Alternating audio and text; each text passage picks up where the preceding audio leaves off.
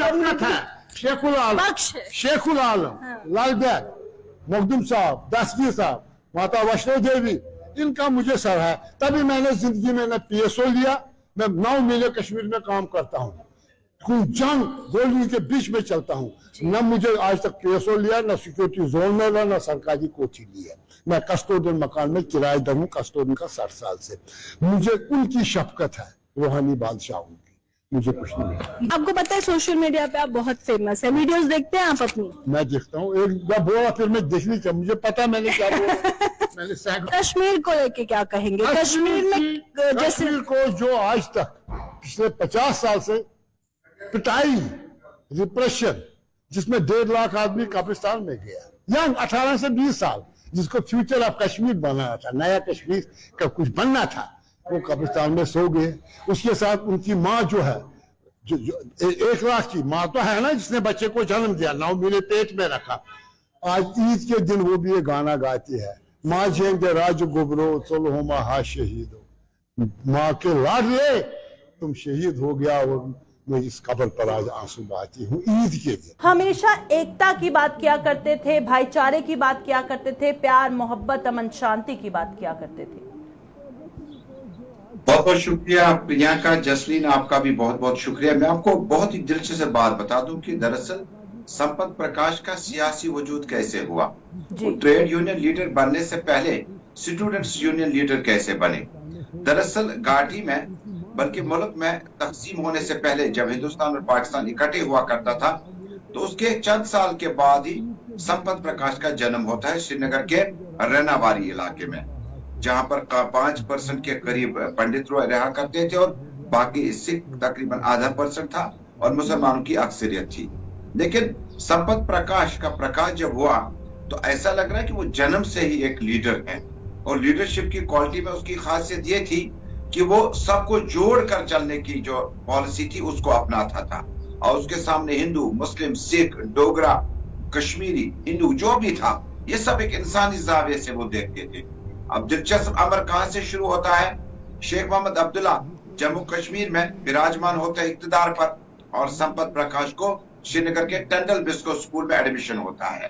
और टंडल बिस्को स्कूल जो आज का भी नहीं बल्कि उस वक्त का भी तारीखी नामी गिरामी स्कूल हुआ करता था, शायद वाहिद प्राइवेट स्कूल था हमारे श्रीनगर में। और संपत प्रकाश का बैचमेट कौन था, क्लासमेट कौन था?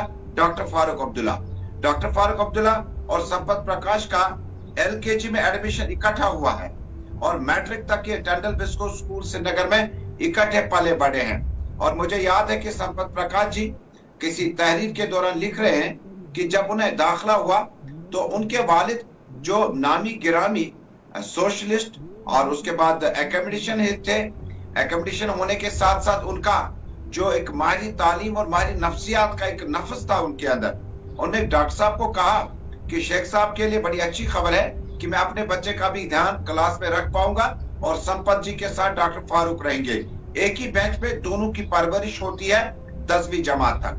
और 1966 में संपत प्रकाश ने कुल मिलाकर जब दुनिया में तालीमी माहौल को जलवा अफरोज होते हुए पाया तो उन्होंने कहा कि सोवियत यूनियन से अमेरिका, लातीनी अमेरिका और इन ममालिक में तो उस वक्त स्टूडेंट्स यूनियन का एक बहुत बड़ा दबदबा होता था। क्या ब्राजील से निकलकर मशरिकी वुस्ता तक जो स्टूडेंट्स यूनियन है कश्मीर घाटी में क्यों नहीं है? इसलिए उन्होंने स्टूडेंट्स यूनियन की दाग बेल डाली और 1966 में पहली गिरफ्तारी उनकी हुई, क्योंकि वो जम्मू कश्मीर में बल्कि मुल्क की सतह पर जो ट्रेड यूनियनिज्म था, लोगों के मसाइल, अवाम के मसाइल, मुलाजमीन के मसाइल, हकूक की बहाली के लिए उन्होंने बहुत बेलाग तरीके से जदोजहद की और बेलोस तरीके से जम्मू कश्मीर के अवाम की खिदमत की।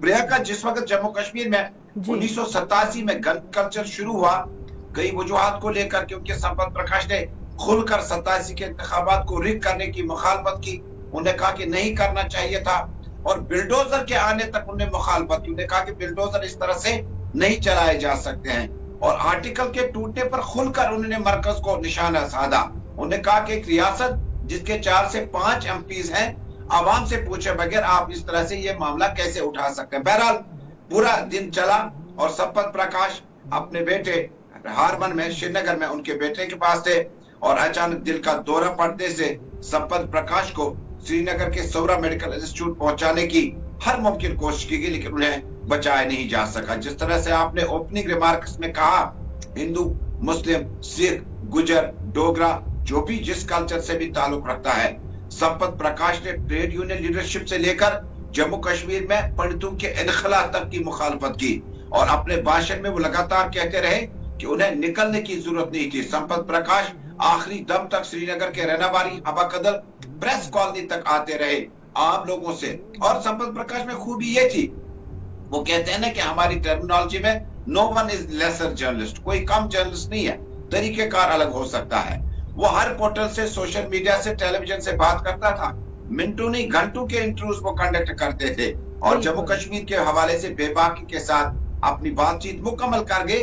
और कल ये आवाज जो 1949 में उन्होंने जन्म लिया था, 2023 1 जुलाई को शाम 6:15 बजे ये आवाज हमसे हमेशा के लिए खामोश हुई, दूर हुई, लेकिन उनके छोड़े हुए नुकूश, उनके जो फुटप्रिंट्स हैं भाईचारा के, एकता के और जम्मू कश्मीर के तमाम मसाइल के हल के लिए जो जद्दोजहद उन्होंने की, उससे हमेशा जिंदा व जावेद देखा जा सकता है।